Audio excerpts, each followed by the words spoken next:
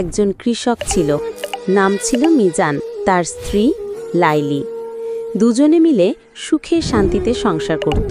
সকাল হলে মিজান যেত মাঠে আর লাইলি সামলাতো বাড়ির সব কাজ।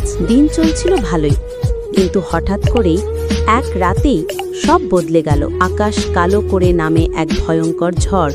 বজ্রসহ বৃষ্টি আর প্রলয়কারী বাতাসে ভেসে গেল তাদের ধানের ক্ষেত। সব শেষ লাইলি, আমি যতদিন কষ্ট করলাম সব গেল পানিতে। সব যদি শেষ হয়ে যায় তাহলে আবার শুরু করতে হয় মিজান। তুমি আছো, আমি আছি, এইটুকুই তো আসল ভরসা। আল্লাহ আমাদের পরিশ্রমের মর্যাদা দিবেন। মিজান চুপ করে দাঁড়িয়ে থাকে, তার চোখে জল।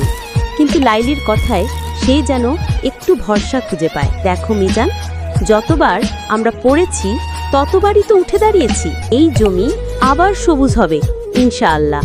এই গল্প শুধু মিজান আর লাইলির নয়, এটা প্রতিটি কৃষক পরিবারের গল্প, যারা ধ্বংসের মধ্যেও আশার আলো খোঁজে, ভালোবাসা আর সাহস দিয়ে জীবনকে নতুন করে গড়ে।